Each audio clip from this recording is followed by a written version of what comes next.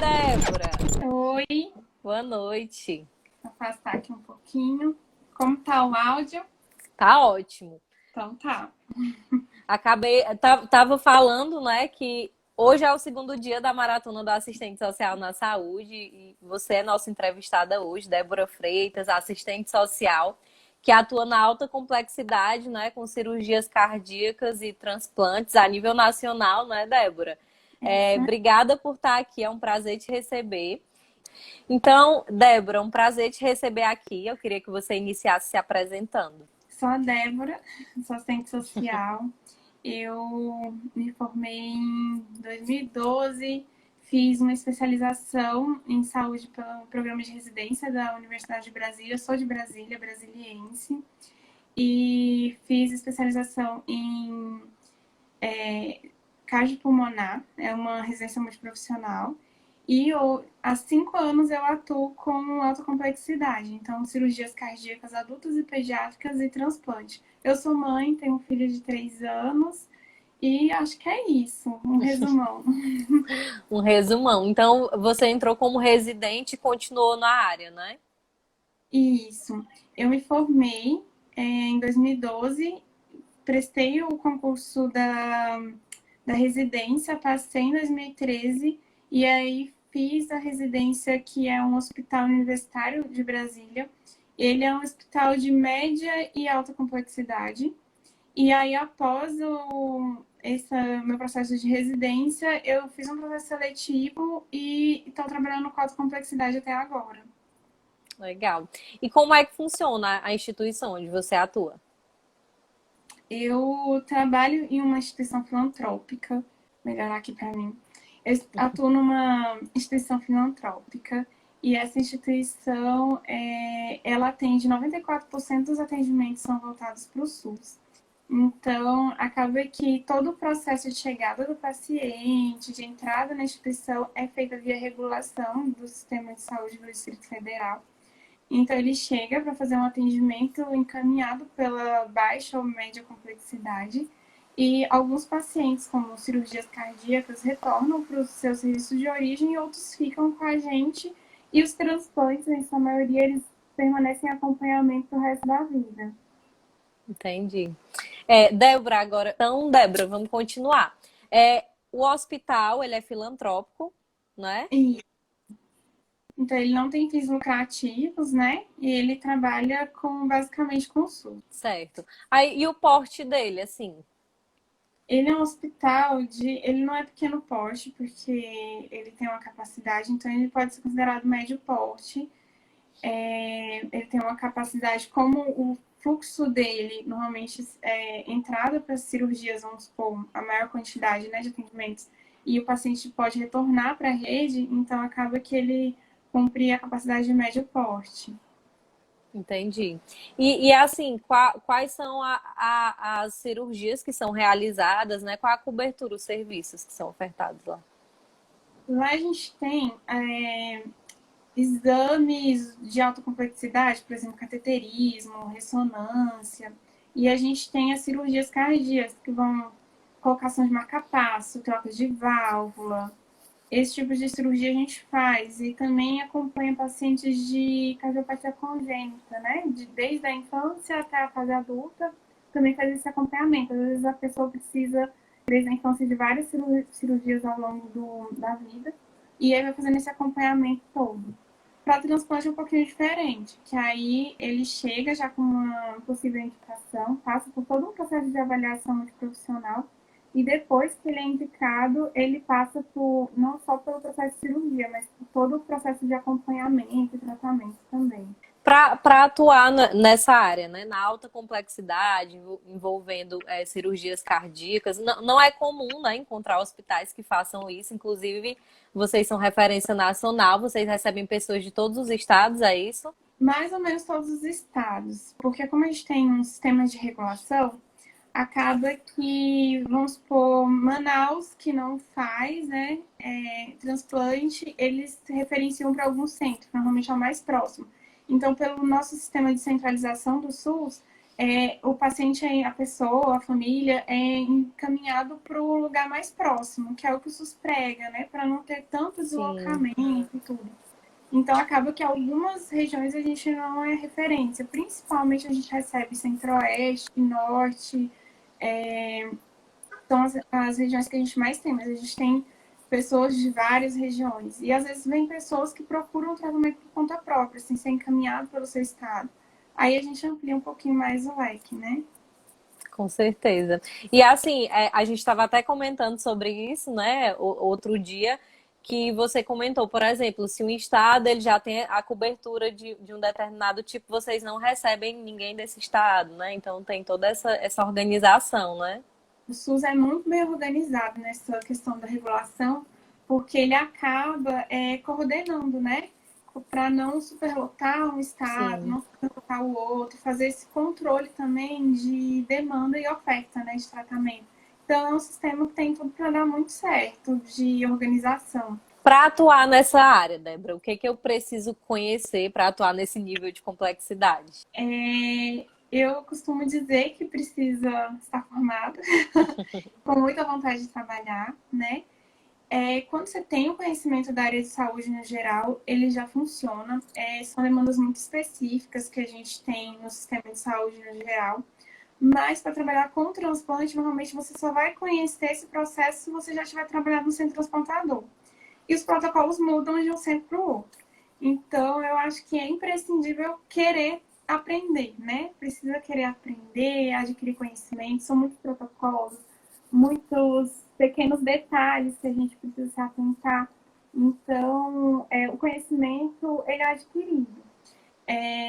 Quando a gente estava conversando, eu até dei um exemplo de quando chega um usuário e fala: eu não tenho dinheiro para minha alimentação básico, estou sem moradia ou estou em condições insalubres. O assistente social ele sabe como se comportar, ele sabe como acionar a rede. Então, o básico a gente já tem na nossa formação.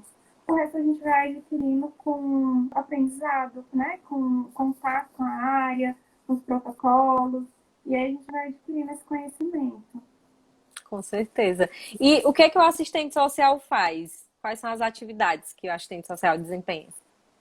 Olha, lá na instituição que eu trabalho, a gente faz atendimentos, diversos atendimentos, atendimentos ambulatoriais, acompanhamento de internação, UTI.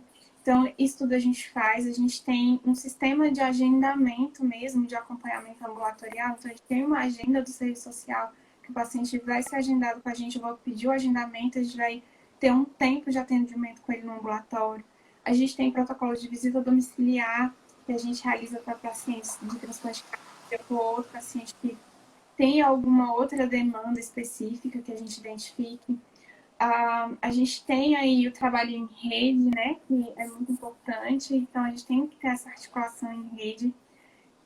Além disso, a gente tem todos os outros papéis que a gente acaba desempenhando, né, em contato com a família, em questão de os próprios protocolos e processos operacionais dentro do serviço, né, atualização, né, de conhecimento. Então, isso tudo a gente acaba desempenhando. E é muito importante ressaltar que a gente trabalha a maior parte do tempo em formato multiprofissional ou interdisciplinar. Vai depender muito do momento, da equipe, o que estiver acontecendo. Eu considero a questão interdisciplinar de trabalho bem... Ela não é fixa, né? Ela se movimenta, em alguns momentos ela vai estar mais interdisciplinar, outras vezes não. Então, a gente trabalha em equipe, e isso é muito importante, mas é basicamente isso tudo. A Isso é gente, basicamente isso tudo, né? A gente sabe que assim, cirurgia cardíaca, transplante, né, são cirurgias que requerem muita atenção, né? Uma complexidade assim imensa. E eu queria saber como é o contato de vocês com essas pessoas, né, que são transplantadas, como é o acompanhamento do serviço social. Acredito que vocês devam ter um acompanhamento bem mais intenso, né, com esses pacientes. a gente segue um protocolo, e esse protocolo, quando eu cheguei na instituição, ele já meio que existia, a gente foi reformulando. Nós somos hoje 5 assistentes sociais, né, na instituição. e a gente foi reformulando, trabalhando ele e continua, né, em evolução. Então, a princípio, o paciente inicia um processo de avaliação social. Ele é basicamente um processo de avaliação de riscos e a gente vai identificar possíveis riscos. É uma metodologia que foi traçada pela Cláudia Lemos em 2003 e a gente consegue adaptar até hoje. E esse processo ele transforma a nossa avaliação em indicadores sociais e a gente vai trabalhando aqueles riscos para diminuir. Então, a intenção não é contraindicar, por exemplo, um tratamento, mas que a gente possa diminuir os riscos e, através dessa modificação da dinâmica da família, enfim, no contexto de saúde, doença, cuidado do paciente, a gente consiga aí superar as limitações. Depois dessa parte do acompanhamento inicial, passa-se por um comitê de ética, um comitê de listagem. E esse comitê de listagem, ele vai avaliar se o paciente realmente tem indicação ou contraindicação. Cada processo de transplante, fígado, rim, coração, medula, córnea, ele tem seu processo individual, então cada equipe vai trabalhar dessa forma. E aí a equipe se reúne e entra em consenso com relação àquela indicação ou contraindicação. Tem bastante pessoas de mais tempo, tem outros que não têm tempo, e a gente vai trabalhando com essa dinâmica. E após isso, a gente segue acompanhamento com ele. Uma coisa que chama atenção é que pacientes que vêm de outros estados, que têm uma quantidade significativa, a gente tem uma atenção a mais, porque tem um deslocamento. Para entender um paciente de transplante cardíaco, quando ele tem a indicação de transplante, a partir do momento que ele lista, passa por esse comitê de listagem, ele vai ser listado para poder concorrer a uma doação. Ele tem que ficar no DF, então ele tem uma mudança de moradia, então tem impacto financeiro, de rede de suporte e toda essa logística mesmo de pertencimento do paciente, né? E da família, porque ele não vai fazer o tratamento sozinho. Então, ele passa por esse acompanhamento e a gente segue em acompanhamento com ele até chegar um momento que a gente vê que não tem mais demanda ou que ele está voltando para casa e ele receba uma alta ou tenha um acompanhamento se tiver mesmo uma demanda expressa por ele ou pela equipe. Então, nesses casos, por exemplo, um transplante de coração, a pessoa precisa ir morar no Distrito Federal e ela já precisa ir morar antes de fazer a cirurgia, já tem esse processo, tem um tempo que a pessoa precisa ir bem antes, porque tem a fila de espera, né? Eu só vou morar quando eu tiver certeza. Como é que funciona esse fluxo? A gente auxilia esse processo de organização, mas normalmente a gente só indica a mudança a partir da listagem. Então, a partir do momento que está listado, que ele concorre a um órgão, ele tem que ficar no DF. Aí ele fica no DF ou no entorno do DF, que tem algumas cidades como Minas e Goiás que fazem divisa aqui com a gente, então também entra nesse circuito. Ele tem que permanecer aqui e aí ele permanece no DF até transplantar. Transplantando, ele tem o protocolo do coração, pelo menos um ano após. Então, ele tem que ficar ainda mais um ano. Então, vamos supor que é uma pessoa que lista 6 meses, um ano. Então, ficou listado um ano e então vai embora só depois de 2 anos, né? Um ano listado, um ano transplantado. Se não houver outra intercorrência, se não houver outras coisas, um caso bem comum, né? Vamos colocar assim. Entendi. Bem complexo, né? E para o paciente também requer total atenção, porque, né, uma troca de órgãos já é uma coisa complexa, né? Aí vir acompanhado de uma mudança radical, que é ter que morar em outro local, né, e tudo mais, tem suporte do Estado, não tem para o custeio dessa moradia? A gente Ou não? tem uma lei, uma portaria número 55 de fevereiro de 99 do Ministério da Saúde, que se chama Tratamento Fora do Domicílio. E aí, esse tratamento fora do domicílio, isso é o TFD, o famoso TFD. Na portaria, vou até dar uma ajeitada aqui, na portaria, ele já tem especificando os valores de ajuda de custo, o valor de permanência, e ele funciona para dar esse suporte de acessibilidade. É a ideia que surgiu, né, essa lei que garante esse acesso ao tratamento. Existem várias facilidades e dificuldades com relação a esse programa. Então, tem município que consegue pagar mensalmente, que ajuda, por exemplo, o usuário quando ele tem que pagar um aluguel, né? Então, não tem familiar nenhum no DF, não conhece ninguém, precisa pagar um aluguel, então ele consegue pagar. Tem município que tem mais dificuldade de seguir essa constância de pagamento, e aí paga de 3 em 3 meses, ou paga, o paciente já voltou para casa. Então, existem essas mudanças com relação aos municípios, mas existe esse suporte, digamos assim, que deve ser oferecido, né, para pessoas que precisam fazer tratamento fora do estado em que reside. Débora, vamos voltar um pouquinho para a tua trajetória profissional, né? Você atualmente você está como responsável pelo setor, né, de serviço social da instituição, é a gestora do setor. E eu queria saber como foi essa tua trajetória, né? Você iniciou na residência nessa área, mas você atuou como assistente social, como técnica e atualmente assumiu o setor. Eu queria saber de você o que que mudou como gestora agora, como responsável pela equipe e quais são as demandas que surgem para ti? Para mim foi um desafio, né?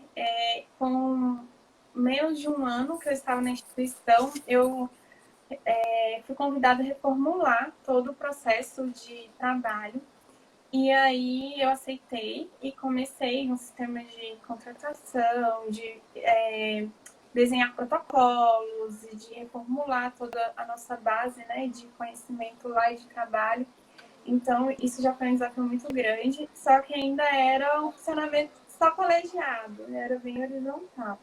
E há mais ou menos uns 2 anos isso foi formalizado como gestora, e aí mudou realmente meu papel, né, na equipe, e tem sido um desafio muito grande, porque estar gestora, para mim, é uma coisa que eu nunca tinha imaginado, né? A gente sabe que a gente não é eterna e que a gente está ali aprendendo. Então, a gente erra bastante, aprende com os erros e continua, mas eu tenho uma equipe muito boa. Então, a gente tenta manter o diálogo e sempre distribuir bem as demandas. O que mudou bastante foi que o meu papel na instituição se reconfigurou, né? Eu passei a ser uma representante do setor e isso fez com que algumas demandas fossem direcionadas a mim e eu pude também participar de processos de forma diferente, em que a gente pôde mostrar o serviço social de uma forma mais técnica, mais metodológica, mais científica e reconfigurar mesmo todo o nosso papel dentro da instituição e reafirmar aquilo que a gente já entende como profissão. Então, isso é uma oportunidade maravilhosa, todo mundo deveria poder, né, ter uma oportunidade de fazer isso. A gente faz isso no nosso cotidiano, né, mas quando a gente fala de gestão, de autogestão, a gente tem uma interferência em como uma instituição se comporta com relação ao serviço, é incrível. Então, tem sido uma oportunidade de aprendizado gigante e eu sou muito grata mesmo por estar podendo contribuir mesmo com a instituição e com o setor, assim, com a minha vontade, né, de transformar o serviço. E é muita responsabilidade, né? Coordenar toda uma equipe com um serviço tão complexo como esse. Todas são assistentes sociais, não é? Ou você tem algum outro profissional na equipe? Todos assistentes sociais e é uma responsabilidade enorme, né? A gente está cuidando de outras pessoas, então Sim. é muita responsabilidade. Hoje a gente trabalha, é o serviço social que compõe outras equipes. Então a gente trabalha junto com a equipe de transplante, que é uma equipe formada por enfermeiros, nutricionistas, psicólogos, e cada um tem seu núcleo. E também trabalha com outros setores, por exemplo, a gente tem Ascom, né, ouvidoria, são serviços que compõem o nosso dia a dia, como assistente social mesmo, que a gente sabe que tem essa articulação, e a gente acaba contribuindo e formando outros laços, né? Então, eu que sempre trabalhei na ponta, acabei me vendo trabalhando com a Ascom para poder fazer outros projetos e construir outras possibilidades de trabalho. Então, Isso foi uma das coisas que ampliou bastante. É uma área que, como você falou, não é? Cada região tem os seus protocolos, não é uma coisa, né, igual para todo mundo nesse sentido. Mas se você tivesse a oportunidade, né, um caso em que você fosse atuar em uma instituição como essa que você atua hoje, com a experiência que você tem, né, de técnica, de estar na ponta e na gestão, por onde você iniciaria? Quais seriam os seus 5 primeiros passos para deixar bem direcionada a pergunta? Primeira coisa é ouvir o usuário. A gente fala da escuta qualificada, mas ela é a principal ação de qualquer profissional de saúde e principalmente serviço social que tem esse processo de intervenção, né? O usuário, ele tá ali com tudo guardado, mas ele não vai comunicar para quem não quer ouvir. Então, se você pergunta, tá tudo bem com você? Ele vai falar sim, porque você já condiciona. Então, escutar as demandas do usuário é a primeira coisa. Então, ele que vai trazer para a gente, enquanto profissional, o que é realmente significativo para ele, que não necessariamente é para a gente, né? Na nossa visão e tudo. Então, ele vai trazer o que é significativo. Tem, por exemplo, às vezes alguém da equipe fala, não pode ter um cachorro. E aí, a gente fala, não, mas aquele cachorro é da família dele, ele é bem cuidado, aí a gente vai fazer todo o processo de humanização dentro da fala do usuário. Rede de suporte, tanto familiar, e aí a gente pensa em família extensa, né, que a gente tem que pensar que a gente tem reconfigurações familiares, então pensar em família extensa, e rede socioassistencial. Então, isso é o que já tem ali, o que a pessoa tem de rede de suporte, tanto socioassistencial quanto familiar. Então, isso é imprescindível. Desejo de fazer, né, o tratamento, eu acho que isso também é indiscutível.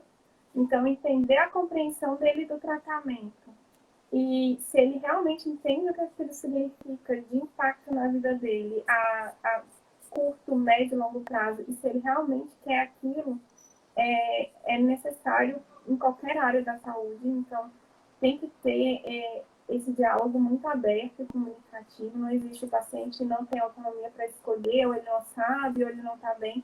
Não tem que ter essa escuta. E aí eu já fui umas 3, mas muito grande. Ter a percepção da equipe é muito importante o trabalho em conjunto, porque às vezes a nutricionista passou um suplemento e ele não tem dinheiro para pagar. Então, assim, tem que ter uma articulação, a gente precisa ter. Então, isso a gente precisa ter na nossa prática, né? E a gente tem que ser muito aberta às coisas que a gente não sabe.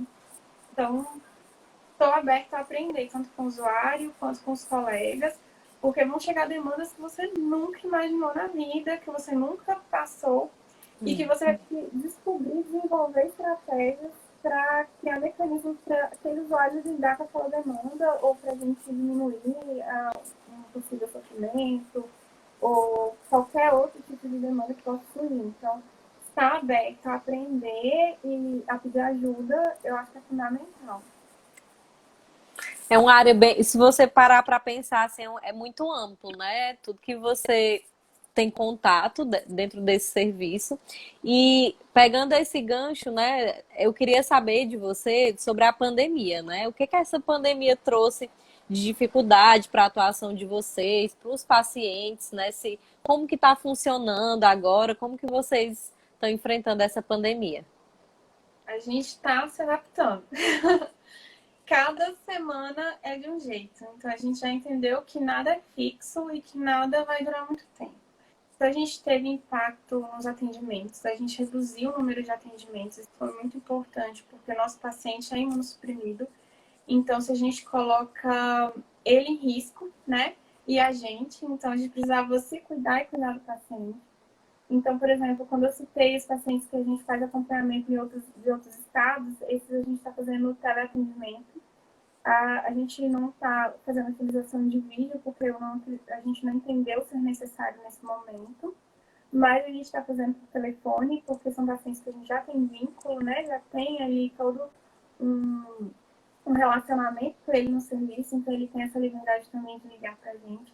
Então, alguns atendimentos foram feitos dessa forma. As visitas domiciliares, elas não estão acontecendo também por conta da pandemia. A gente elaborou outras formas de orientação. Claro que a visita domiciliar, ela abarca muito mais coisas, mas emergencialmente a gente criou outras estratégias para poder lidar com essa demanda. A questão da permanência dos pacientes no estado e da acessibilidade, isso alterou bastante. Eu tive um caso de um paciente que ele ficou um mês tentando ir para casa, porque não tinha, bem no meio assim, da pandemia, ele não tinha como comprar passagem, porque ele cancelava o voo o tempo inteiro. E ele ficou um mês tentando ir para casa. Então, essas foram dinâmicas que a gente teve que aprender a lidar. Então, chegou alguém que não tinha onde ficar, sem renda, a gente vai acessar a renda para ficar num abrigamento temporário, e aí está fechada a casa. Então, a gente teve que reformular toda a nossa forma de comunicação também com a rede. E a gente criou novos protocolos, a gente ampliou a articulação de rede. Então, para a gente viu aí o auxílio emergencial. Então, a gente precisa que aquele usuário acesse uma renda básica para ele conseguir seguir com o tratamento dele. Não adianta falar para ele ligar no número, porque tem várias pessoas ligando. Então, quem a gente conhece naquele serviço que consegue fazer o encaminhamento para poder formalizar essa demanda. Então, a gente foi se reinventando dentro dos processos para poder dar assistência que não só o usuário precisava, mas também o serviço, né? Sim. E das atividades, né, também pegando o gancho, né, de quanto essa área é ampla, vocês fazem muitas coisas. Tem muita demanda de visita, de acompanhamento. O que é que tem de dificuldade, que surge assim de demanda difícil para vocês? Todas as demandas difíceis possíveis a gente atende. Na verdade, o grau de vulnerabilidade das famílias que chegam para a gente é muito alto. Então, a gente tem desde pessoas que são usuários de substâncias psicoativas, álcool e outras drogas, até pessoas com problemas psiquiátricos e precisam do tratamento, mas aí precisam do acompanhamento psiquiátrico. Às vezes a demanda social é secundária, né? Então, ele precisa tratar psicologicamente para depois a gente conseguir seguir com o social. A gente tem de tudo um pouco. Até a gente pode falar que quando a gente está atendendo o tratamento em si, clínico, ele fica, às vezes, em segundo lugar.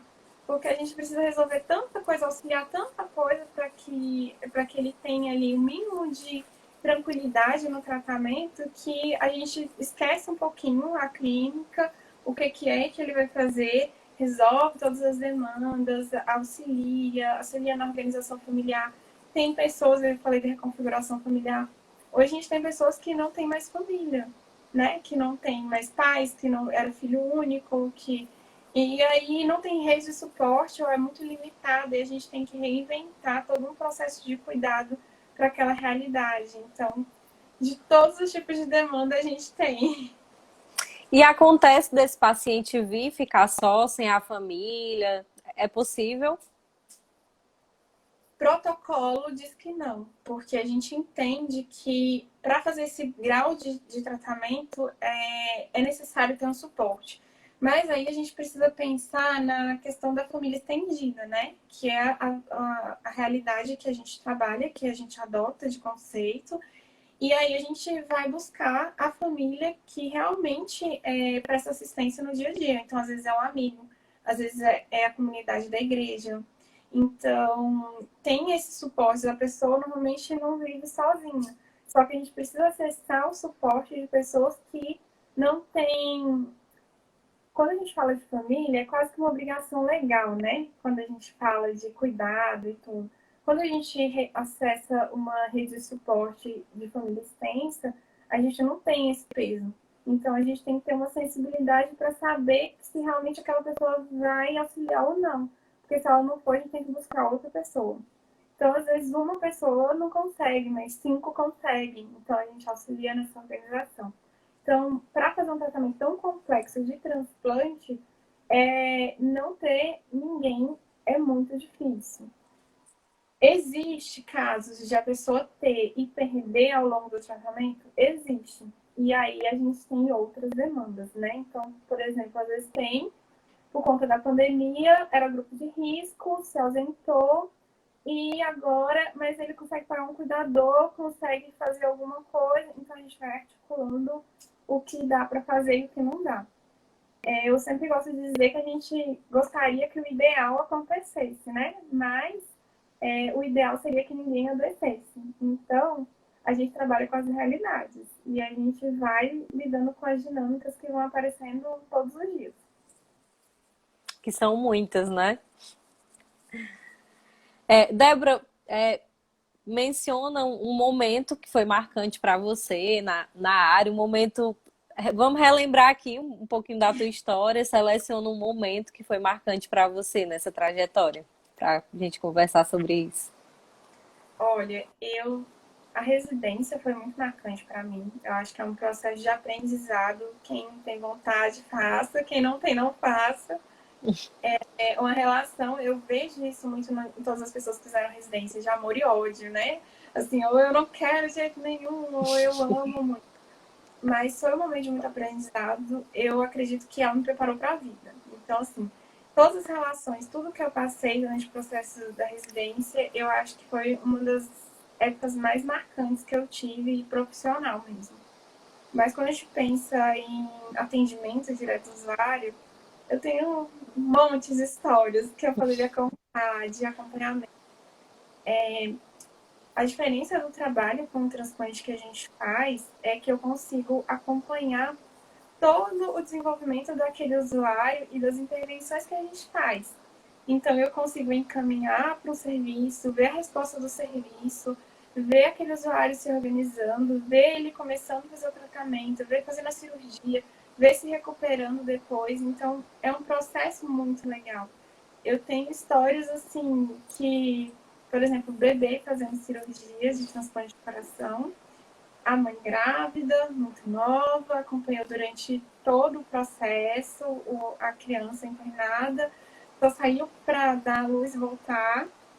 Então, e aí aquela criança se recuperar, e a gente seguia acompanhamento, várias fragilidades sociais, e a gente ia encaminhando, ia acolhendo, e pensando em estratégias, e de repente, né, vai toda a criança está bem e a gente perde a criança, ela falece. Então, assim, são histórias que marcam a gente e tem outras que permanecem, né? Então, tem muitas histórias que transformaram a minha visão de vida, né? De compreensão do que é viver, né? Do que é necessidade, do que realmente é importante para mim. Isso é um impacto muito grande, assim, quando você vê pessoas lutando pela vida, você vê que mais tem que pensar suas prioridades. E também do poder que a gente tem de transformar as realidades. A gente acha que assistente social, as pessoas acham muito isso, né? Eu lembro que quando eu via muito essa fala, é só perguntar a renda, que você sabe quanto a pessoa ganha. É só perguntar isso, como se fosse um interrogatório, como se não fosse interventivo, como se não tivesse ali toda uma apropriação de conhecimento, de técnica. E aí, quando você vê todo desenvolver o seu trabalho, você percebe o tanto que a gente tem o poder de transformar a vida de um usuário com conhecimento, com acesso a direitos, com o nosso acolhimento, com a nossa fala, com todo o nosso processo de trabalho, a gente muda a história das pessoas. E eu acho isso uma das coisas mais incríveis que a gente tem, assim, de poder de trabalho, né? Nossa, que bacana. Aquece o coração, assim, ouvir, né, esses relatos, porque eu imagino que o teu cotidiano é isso, né? São vidas, são histórias dos assistentes sociais, né? A gente trabalha com essa possibilidade de transformação, né? E isso é muito bacana. Nossa, que orgulho, né, da nossa profissão. Em algum momento, a família que teve parente que foi doar consegue descobrir para onde foram os órgãos? Essa é uma pergunta muito boa. No Brasil, a gente tem uma legislação que proíbe a gente conhecer a família que recebeu, conhecer quem doa. Então, é um processo todo anônimo. A gente tem várias coisas que podem acontecer. A gente pode ter uma demanda psicológica, né, de substituição do ente querido que faleceu, né, da pessoa que doou. A gente pode ter até coisas do tipo, eu doei, o meu filho foi para você, eu estou precisando de ajuda, de ser uma troca ali. Então, a gente tem uma legislação bem rígida com relação a isso, que diz que a gente não tem acesso, que não deve ter acesso. O que às vezes acontece no Brasil? A gente tem a mídia que noticia que fulano de tal faleceu e era doador de órgãos e tudo. E aí, no mesmo dia, a pessoa às vezes recebe a doação e comunica que fez o transplante. E aí cruzam-se as informações. Então, acontece de ter esse conhecimento. Não recomendo como profissional de forma nenhuma. A gente teve já péssimas experiências em casos que aconteceram com esse cruzamento de informação, mas a gente tem uma legislação que garante esse anonimato justamente para proteger tanto a família que doou, tanto quem está recebendo. E é bem complexo, né? Porque existe o tráfico de pessoas para comercialização de órgãos, né? Já é outra discussão, mas Uhum. assim, tem gente que vende, né? E que se descobrir, não sei, pode cobrar. Também tem aquela questão da perca da pessoa, né? De imaginar, é o coração do meu filho, Então deve ser bem complicado. Porque tem essa questão do imaginário, né? Ele vai sentir o que o meu. Sim, com certeza. Então, assim, é uma relação muito difícil. Mas, graças a Deus, aqui no Brasil, a gente não precisa lidar com isso por conta da legislação que assegura muito bem com relação a essa questão do anonimato. Existem muitos desafios. Poderia citar talvez um maior? Olha, esse talvez eu me enrolaria para responder um tempo atrás, mas hoje eu posso falar muito bem sobre isso, porque é uma das coisas que mais me incomoda. Quando a gente fala de saúde, a gente fala do conceito de saúde. Então, determinantes e condicionantes sociais. A gente está falando de alimentação, moradia, alimentação, eu falei alimentação, todas as áreas, né? Então, como o paciente se sente, como ele se alimenta, e quando a gente vai falar de atendimento e de suporte de rede, as políticas não se conversam. Então, a gente tem uma pessoa que precisa de uma moradia adequada, mas a habitação está conversando com assistência, que não está conversando com a previdência, que não está conversando. Então, a articulação tem que ser a gente que faz, porque as políticas não pensadas nisso. Por exemplo, um clássico que eu falei aqui da família, conhecimento de família é diferente da compreensão de conceito de família para assistência. Então, a política de assistência é o conceito de família ampliada, né? Família extensa. E para a parte jurídica, a representação legal. Então, a gente tem aí uma divergência de conceitos. E essas divergências de conceitos, essa falta de comunicação entre as políticas, com certeza é o maior desafio. Porque a gente tem uma pessoa que está ali, precisa de imediato daquele tratamento, não tem tempo. E a gente tem políticas que são burocráticas, que não se conversam e que a gente tem que ficar correndo quanto tempo para auxiliar aquele usuário que às vezes não tem nem conhecimento acadêmico ou de vida para correr atrás de direitos básicos para poder articular tudo isso que ele tem direito. Então, a gente é muito setorizada. Então, acredito que o maior desafio é fazer todo mundo conversar. Qual a sua percepção do cuidado com o usuário que possui um transtorno mental? Quando a gente fala de transtorno mental, a gente tem que pensar tem muitas nuances desse processo, né? A gente tem que falar se é leve, se não é, qual tipo de transtorno que tem ou não, mas vamos supor. Quando a gente está falando de transplante, a gente tem um usuário que tem um perfil que vai impactar na adesão dele, na questão de compreensão de tratamento, a gente precisa de uma avaliação mesmo de equipe multiprofissional. Então, vamos supor que a psiquiatria avalie que ele tratando, ele consiga ficar estável e seguir as orientações. E ele tem uma rede de suporte adequada para dar esse suporte para ele. Mas aí a gente tem que pensar em várias outras etapas, né?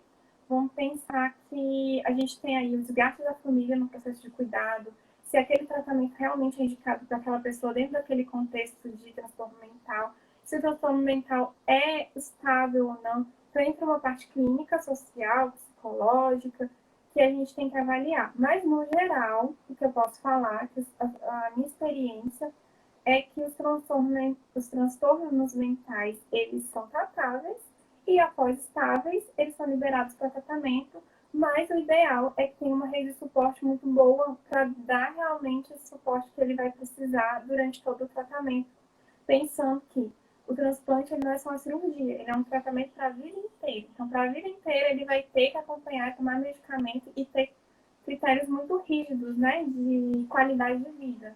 Então, é muito individual, é muito singular. Cada usuário vai ter uma visão, mas no geral, não. Vou falar para vocês que para tratar com transplante, a gente tem alguns estudos sendo feitos. Tem um pessoal de Florianópolis que fez uma adaptação do trabalho da Cláudia Lemos com transplante hepático. A gente tem muito trabalho de captação de órgãos, que não é a área que eu trabalho, mas tem profissionais incríveis que trabalham. Mas, no geral, a base dos protocolos do serviço que eu faço é da Cláudia Lemos. Dá para procurar por avaliação para transplante cardíaco. Ela tem tese de mestrado, ela tem alguns trabalhos incríveis. Então, assim, você vê o trabalho dela, é maravilhoso. Mas, no geral, o que a gente precisa saber sobre os tratamentos relacionados ao serviço social para a área da saúde, né?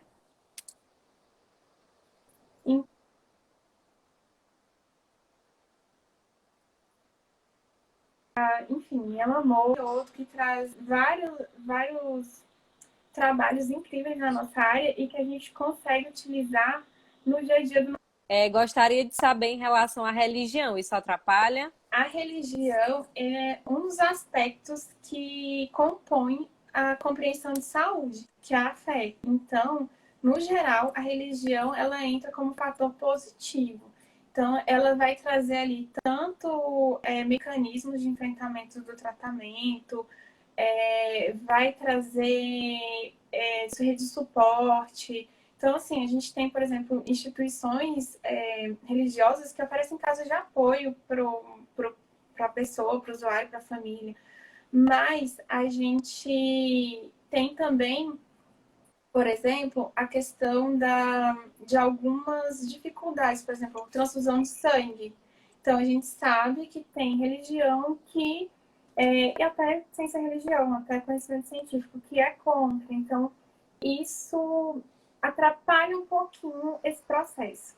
Mas não necessariamente vai ser um inibidor. Tem paciente de transplante renal, principalmente, que... Mas eu tenho, por exemplo, paciente que tinha restrição à transfusão de sangue e optou por fazer transplante renal.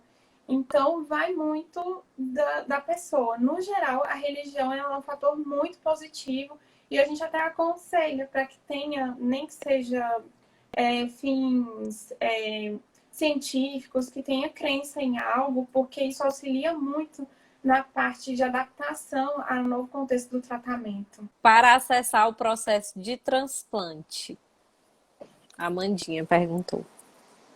Então, assim, primeira coisa, precisa ter uma indicação. Normalmente é um profissional da área, se for coração, é um médico cardiologista, rim, vai cada um para sua área, vai ser encaminhado. Então, a partir do momento que ele é encaminhado para um tratamento de transplante, ele vai buscar dentro do seu estado. Não tendo no seu estado, a central de regulação vai encaminhar a pessoa para um especialista em outro estado, porque realmente a alta complexidade não está disponível em todos os estados. Então, a partir do momento que ele tem indicação, ele vai para um centro transplantador, que é como o local que eu trabalho. Então, ele chega lá, aí ele inicia todo um processo de avaliação. Quer dizer que a pessoa que tem indicação do transplante vai fazer o transplante naquele momento? Não, às vezes fica em tratamento clínico por muitos anos e depois é que é cogitado um transplante. ou precisa fazer de imediato. Então, assim, vai depender. Pessoa internada que está hospitalizada com uso de drogas vasoativas e outros mecanismos, né, de suporte, entra em um outro critério de urgência, de emergência mesmo, de avaliação. Mas, no geral, os pacientes passam por esse acompanhamento ambulatorial, otimização de medicamento, e só depois ele passa a acompanhar com a equipe inteira, quando ele realmente... Quanto à descrição do prontuário, no prontuário do paciente, como ficam as indicações do assistente social? Aí a gente entra numa questão do sigilo profissional, né? A gente trabalha com prontuário eletrônico, que ele é multiprofissional e é o prontuário do usuário, e a gente trabalha com prontuário social. Então, no prontuário social, que fica em arquivo próprio, dentro da sala administrativa do serviço social, de acordo com todos os nossos protocolos, né? Lá a gente descreve com detalhes para que esse trabalho tenha sempre continuidade, mesmo que a gente não esteja mais lá, vai ter todo o histórico daquele paciente, porque a gente entende que ele está no serviço para o resto da vida. Então, tem que ter essa continuidade.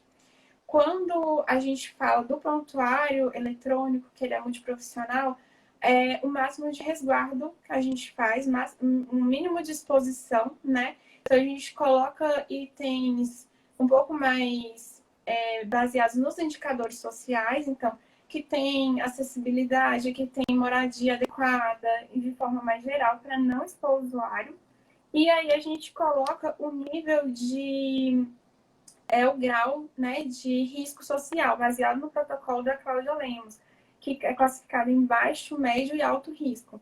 Então, a partir do protocolo, a gente preenche os indicadores e vai sair um valor que vai indicar o grau de risco daquele usuário. E a gente coloca aqui o que pode ser uma contraindicação, contraindicações associadas. Então, por exemplo, não tem nenhum vínculo familiar. Então, aquilo vai ser uma contraindicação temporária e a gente vai trabalhar para eliminar aquela contraindicação. Então, isso que a gente vai colocar, que é aquilo que o outro profissional precisa saber sem procurar a gente diretamente, pensando que a gente está disponível sempre lá no serviço para poder discutir casos, né? Se a política de humanização é realmente adotada na prática diária? No geral, eu considero que sim. Claro que todos os serviços de saúde precisam melhorar. Quando a gente pensa na política de humanização, é um conceito muito ampliado para a gente dizer que uma instituição consegue se adaptar 100% a ela.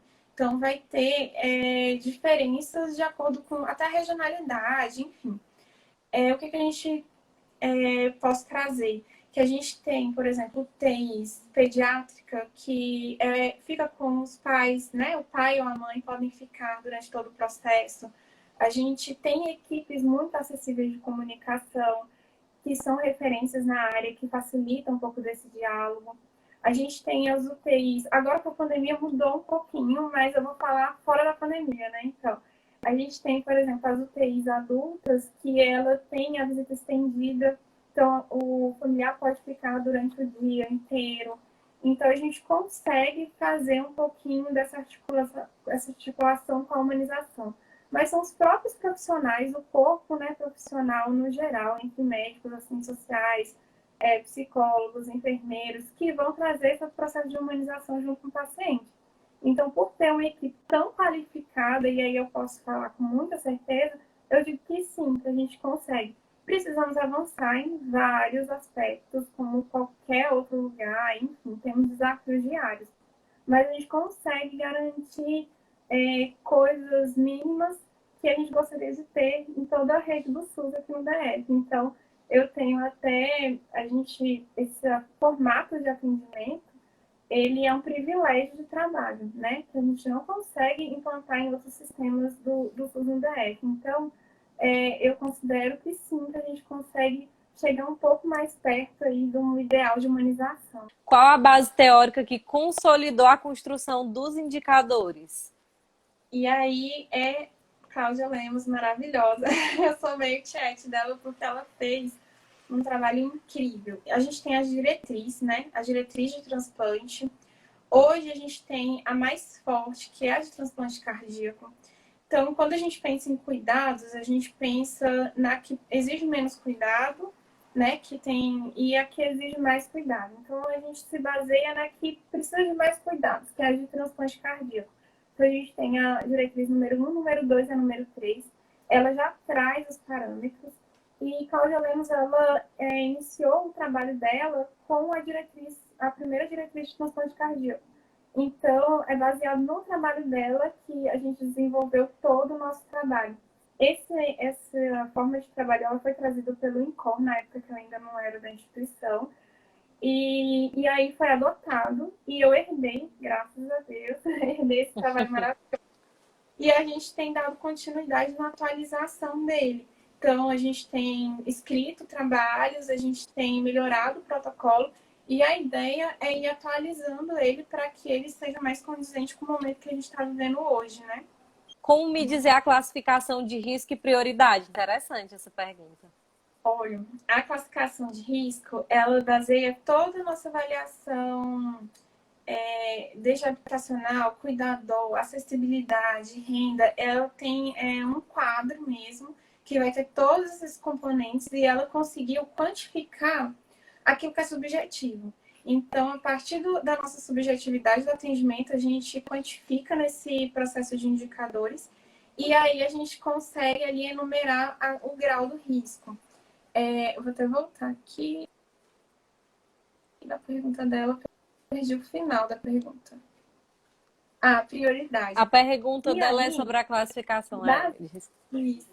E aí, pensando na prioridade, a gente vai avaliar o que é mais urgente naquele momento de acordo com o usuário. Porque o que é prioridade para mim não necessariamente é para ele. Às vezes a gente pensa que a habitação é uma coisa prioritária, mas a gente traz que a rede de cuidado é principal.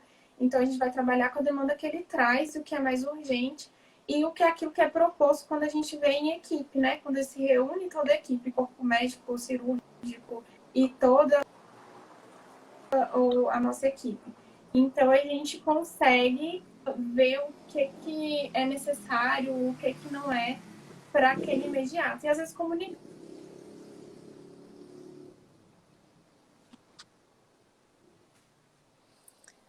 Tá dando delay, porque eu tô te ouvindo ainda e eu tô te vendo paradinha. Mas, enfim, falta menos de 3 minutos. Agora a gente vai se despedir. Débora, eu queria te agradecer demais pela disponibilidade. Que experiência rica, né? Muito bacana poder estar te ouvindo, saber como é a atuação, né? E o quanto é importante o papel do assistente social nessa área. E obrigada pela disponibilidade, por estar compartilhando esse conhecimento, essa experiência tão rica aqui com a gente. Eu só tenho a agradecer. Eu adoro trabalhar com o que eu trabalho e é muito bom poder compartilhar e poder falar um pouquinho sobre o que é, né? Todo esse mundo de articulações de trabalho é muito rico. Eu me sinto muito honrada de trabalhar com o que eu trabalho. Então, assim, se tiverem perguntas, se quiserem entrar em contato comigo, se quiserem saber mais, eu estou disponível. Eu adoro falar sobre isso, vocês perceberam. E aí eu estou disponível. Muito obrigada, Vanessa, pela oportunidade de estar aqui e de falar um pouquinho sobre essa nossa carreira tão maravilhosa. Tão maravilhosa, tão transformadora, né? Tão decisiva na vida de tantas pessoas. E muito bacana estar conhecendo essa área, Débora. Obrigada. Obrigada a você. Tchau. Tchau.